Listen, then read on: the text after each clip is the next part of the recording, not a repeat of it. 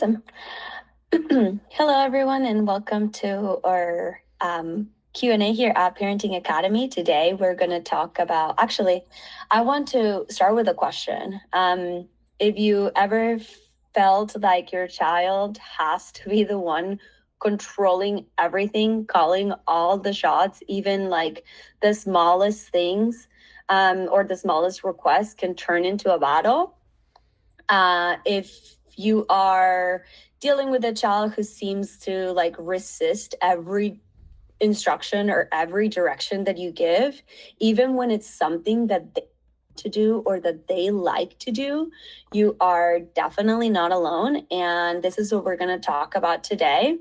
What you're seeing is probably not defiance, is a little bit something a little bit deeper, which is called demand avoidance or persistent drive for autonomy. And that's exactly what we're going to be talking about today, what that is. I want to start with saying that you're not a bad parent. Your child isn't being difficult on purpose or manipulative or stubborn. And certainly, discipline is not something that will fix this problem for you. Um, Today, we're going to talk about what that demand avoidance really is, how it shows up, and most importantly, what you can do right now to help your child be more cooperative without really like sacrificing your values as a parent or your sanity as overall. So, by the end of today's call, you'll understand what that more severe form of demand avoidance looks like, what it really is, what it really isn't, why traditional parenting strategies are not going to work for these kids, and why they're going to backfire on you. Um, how to create that calm without giving up control as a parent, and just simple things that you can do right now, again, to start reducing some of that conflict and increase that cooperation with your child. So to get started, let's go over what is demand avoidance and that more severe form of really persisting in that drive for autonomy. Um, like I mentioned, it's not about defiance or being manipulative or any of those things. It's really about actually survival. It's rooted in the nervous system. Kids with this severe form of demand avoidance feel a loss of autonomy when they feel a threat. So, for example, if you're out in the wild and you see a tiger, your nervous system feels threatened and you go into fight or flight response or freeze mode. And it is a natural response. Your body should go into those responses to keep you protected. Now, for these kids, for whatever reason, those demands, even simple ones like put your shoes on, actually become the tiger in that situation. And they really trigger this response of like severe fear and anxiety that they feel the need to protect themselves from. Their nervous system responds with that fight or flight or freeze response.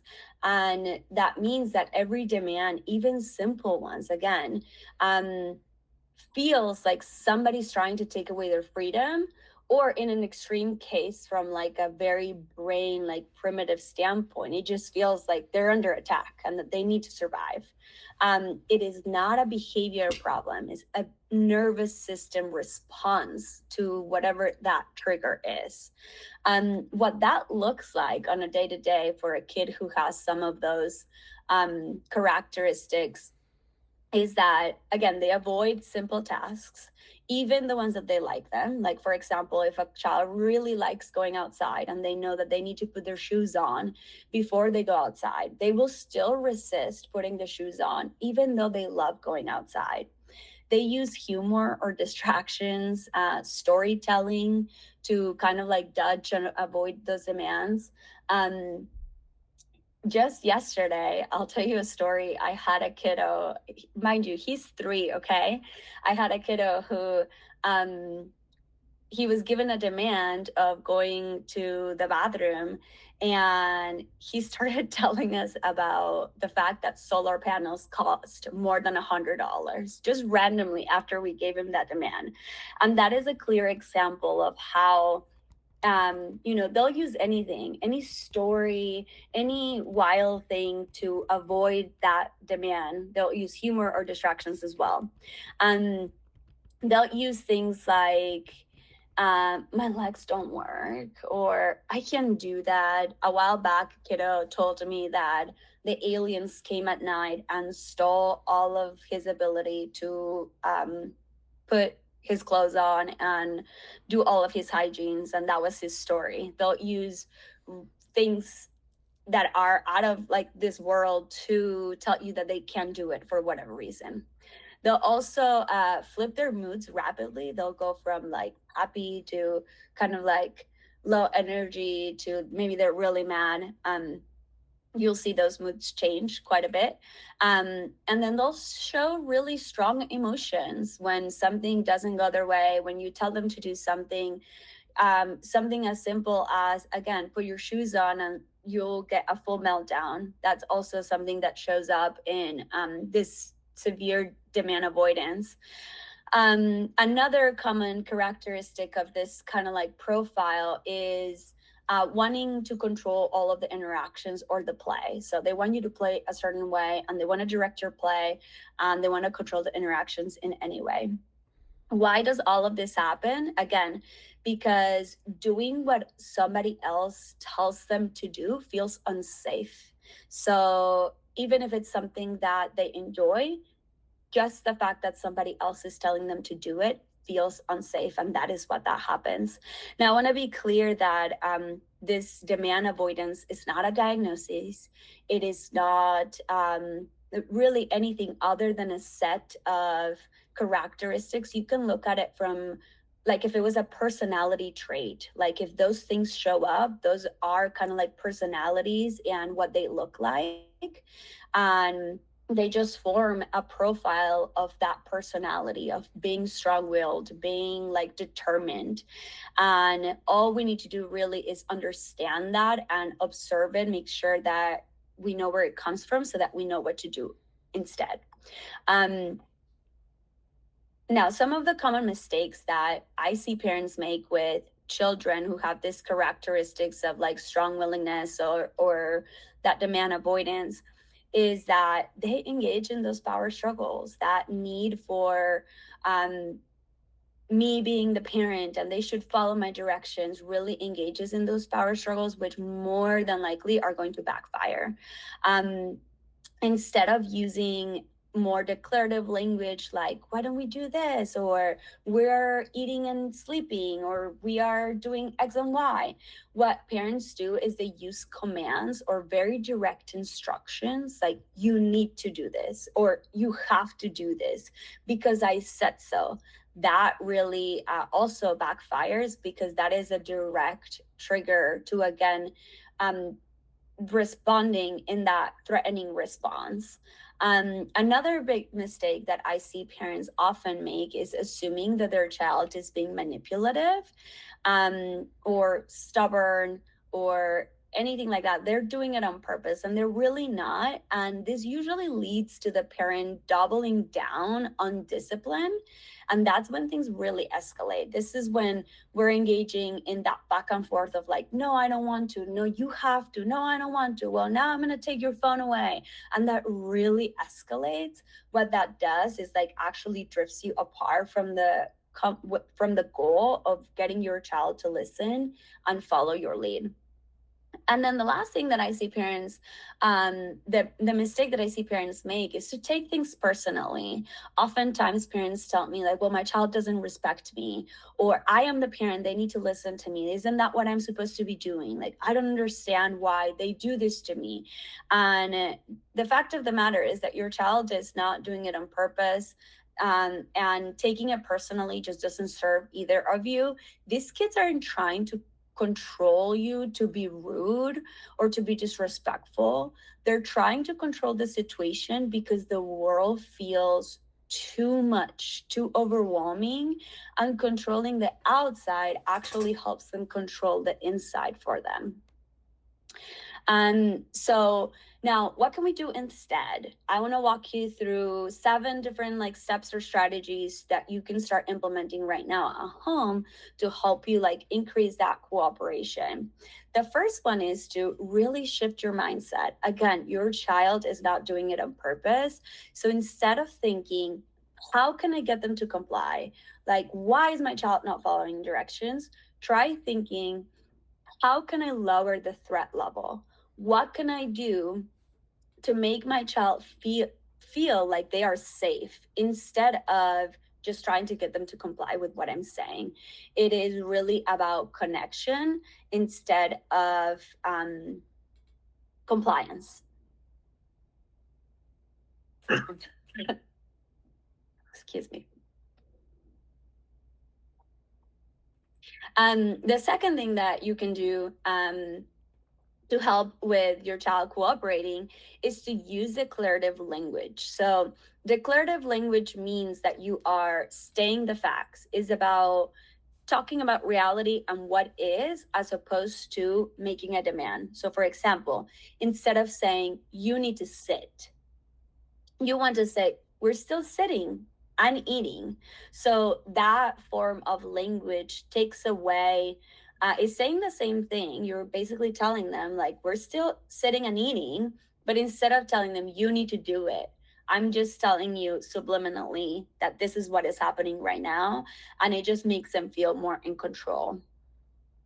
The next step is to give choices whenever possible. Whenever you're able to give them a choice, give them a choice. Do you want your blue shirt or the red one? Do you want to eat your snack or put your shoes on? Do you want mom or dad to help you? Just give them choices whenever possible. Makes them feel like they're more in control as well. Another strategy that you can use is to use visuals or photos instead of words. Basically, having like a task chart or a chore chart or a morning routine pictures, a nighttime routine pictures takes away the words and the language, which makes it less threatening for your child. And that is a strategy that you can use. Step number 5 is to really acknowledge and validate their emotions. Kids, part of this nervous system response is that they're looking for safety and connection. And the way that we can provide that to them is by really understanding them and showing them that we're there to help them. So when you respond in ways that doesn't acknowledge them, they are going to retreat even more. They're going to like fight or flight even more. Versus if you acknowledge it, they might just lean in and trust you. So what that looks like is really just saying it. I understand that it's really hard to stop when you're having fun. We're cleaning up right now. That's still what we're doing. So acknowledge the feelings and validate their emotions, and that helps them feel connected and like they can trust you. Another really really fun strategy or that you can try at home is to really make it fun and gamify any demand that you give them. I'll give you a story. Just the other day, I was with a kiddo, and he had also been giving a demand of, I don't even recall, like go to the bathroom, and instead of continuing to tell him like go to the bathroom, you have to go, we told you, what I did was like I got down to his level and I was like, dude, let's see who can make it to the bathroom the fastest. And in a split second, he boom stormed to the bathroom. And it was like such a simple way to take away his focus from the demand to making it fun. So kids with demand avoidance really want like that play and that like wittiness. And the more that you gamify your demands, the more likely that they are to follow them. And the last thing on this is that really just go small. You can start with the minimum amount of effort required for your child that does not lead to a behavior. So, for example, if you're asking them to put their shirt on, just tell them, that's fine, just put it on top of your head. Just start there. Just put it on top of your head. That's all I'm asking. If you start small, what happens is that they start feeling safer and safer, and they don't feel like those demands feel like a threat. So you're able to build up over time, build that trust and reduce that anxiety. Um, so these are the 7 steps or strategies that I recommend that you use for these kiddos. The biggest thing, if there's one takeaway that I will want you to take away from this, is that for these kids, traditional discipline won't work. So if you double down or you dig your heels deep, that's not going to work. It's going to backfire. Not because you're not doing it right, but because it is not the right tool for this situation, and it is not the right tool for that child. Now, it's not to say, this is very specific to those observations and those like characteristics that I talked about. It's not to say that all of these strategies are going to work for every child that doesn't follow instructions, or for every instruction that you give. But again, I encourage you to observe your child and really think, like, based on what Eleni said, like, is this true for my child? Do these characteristics fit?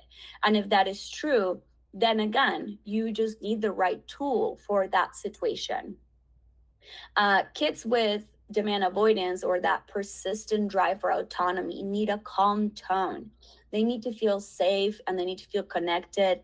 And instead of directives, they want to be collaborated with. They want to be creative. They like predictability and they want that room for control and autonomy. So the more that you're able to give them that, the less defiance that you're going to see. Um, the last thing I want to leave you with is just a few questions to help you reflect on and see how you can move forward from this information to taking action. I would highly encourage you to ask yourself these questions. Where am I accidentally adding pressure to my child?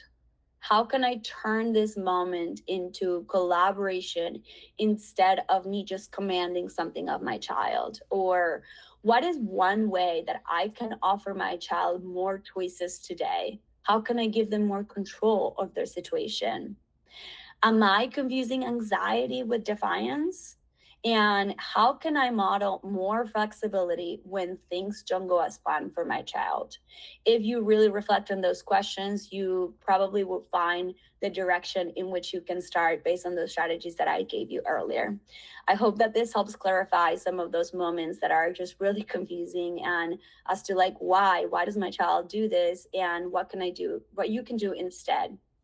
So with that said, I'll open up the floor for some questions. Alec, if you can help me with that, that would be awesome. Yeah, yeah. So we got a question saying, or basically asking, if I stop disciplining my child every time my child avoids a task, won't I just be teaching them that saying no is okay? That is a great question. Not really, because like what I mentioned, this is not about defiance or parenting or anything like that. It is really just about not having the right tool. So even though you are taking a different approach to getting your child to cooperate, what that will teach in the long term is still that they need to follow your directions. You're just doing it in a different way. Instead of doing it in the way of authoritarian discipline, you do as I say because I say so, because I'm the parent. You are teaching that cooperation or discipline in a way that makes them feel connected and makes them feel like they can trust you and makes them feel like they have a say, even though they're still following directions. So in the long term, you're teaching the same thing. You're just using a different approach to teach that. Gotcha. And then there's a follow up on that one. When you talked about building connection, like the mom's asking, why is that necessary? Why shouldn't they just listen to me? It kind of sounds like it's another let your kid do whatever they want type of parenting trend. And how is this different? Yeah, for sure. This is similar to the previous question. Building connection is necessary because if we look at this, again, it's not a behavior problem, a nervous system reaction from the standpoint of the nervous system. What we're trying to do is not talk to the child, is talk to the nervous system. So if we safely assume that the child is feeling threatened, going back to the example of the tiger, um, we want to talk to that nervous system and calm it down because there's no tiger in the room. It's just mom giving a demand. So that is why connection is important, because it builds that trust and it allows their nervous system to listen to you and tell them like, hey, you're safe. You can trust me. And therefore, you can help me collaborate and cooperate with what I'm telling you to do.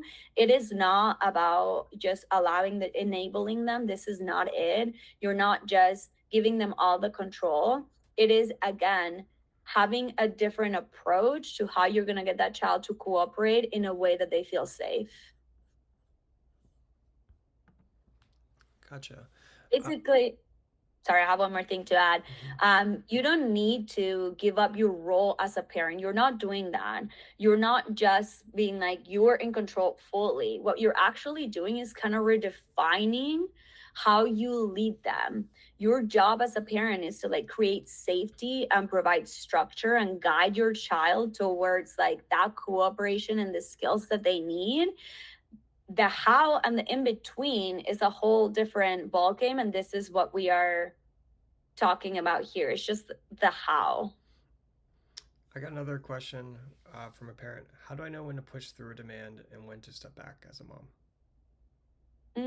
That is a good question. I would say that whenever behavior has been elicited in your child. So, for example, if the child is already showing signs that they might escalate, whether it goes to a tantrum, a meltdown, that is a sign to step back. And by step back, I don't mean withdraw your demand. Just take the time to build that connection and that trust again and relook at what strategies you use and change your approach to get your child to follow your direction. But whenever there's a sign the child is in distress, that is a sign to step back and kind of redefine your approach. Another question that came up was like you talk about distress and the nervous system. Like, how do you know if they're being distressed? If to me, it just seems like they're just being stubborn. For sure. Um, Really great question, because a lot of the things that we see on the day to day may seem like they're just being stubborn.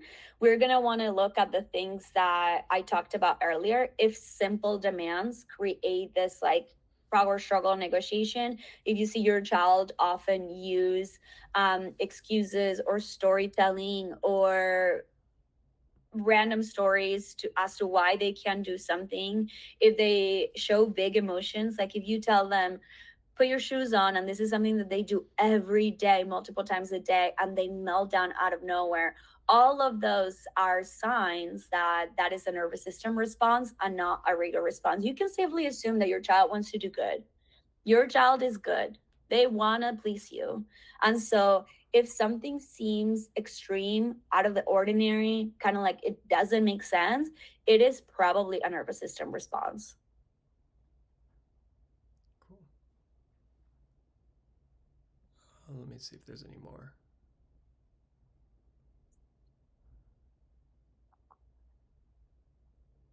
It's kind of a similar one, but the mom's basically just asking. She says, I know my child doesn't want to listen to me because they tell me that they just don't want to listen to me. In those moments, typically discipline is my go-to, um, but obviously it's been running thin and hasn't been working as of lately. Do you have any advice on how to handle a situation like this? Yeah, that's actually, I'm glad that you mentioned that discipline hasn't like really been working, because that would be my next question. Well, if your discipline is your go-to, how is discipline working for you? And if it's not working, if you see a strategy that is not working, then more than likely you are addressing the problem in a way that is not most conducive for your child. Again, I really want everybody to take this away from today. It is not about the outcome, it's about the how, it's about the approach. So, if what I would recommend in that instance, if discipline is not working, again, discipline, authoritarian, you do as I say because I said so, really backfires with those children, because that is really threatening to them and their nervous system. So, what I would recommend is that you really focus on connection, on building that trust, on collaboration, of using less direct strategies. Like instead of telling you, you have to do this, I want to tell you, like, hey, I have a game to play, or we're doing this. Can you help me with that? Give them jobs, like make it less direct for them to follow your instruction. That's what I would recommend. I got another question asking if this works for older children too, like Oh, preteens and teens. oh, definitely. Across all ages. It probably works with your spouse if you have one. Cool. I think those are all the ones that I have right now, but if any new ones come in, I'll let you know. I have one that came in, which is a great question because I get this a lot. What if choices don't work for my child? Like, I hear this all the time. I always give them choices. They never work. They still don't want any of my choices. This happens a lot. Um, and again, this is a common strategy. Just give your child more choices. But with a child with demand avoidance or that strong drive for autonomy, even choices feel like a hidden demand. Like if they're most of them, which are smart enough to know, oh, you're trying to make me choose between something so that I actually put my shirt on. So I don't want to. So they know what you're doing with your choices. So what I would recommend with this is that you actually change your language and the approach that you give with those choices. So instead of just saying, do you want your blue shirt or your black shirt? You want to make it more like casual. Hey, I grabbed two shirts right now. Let me know if you want to pick one. Instead of telling them blue or red, you're just like, hey, I did this. Let me know if you want either of those. It seems and sounds a lot less direct, and they are more likely to just go for it and pick one. So change the approach that you give the choices. Instead of direct, go more indirect. That's what I would do.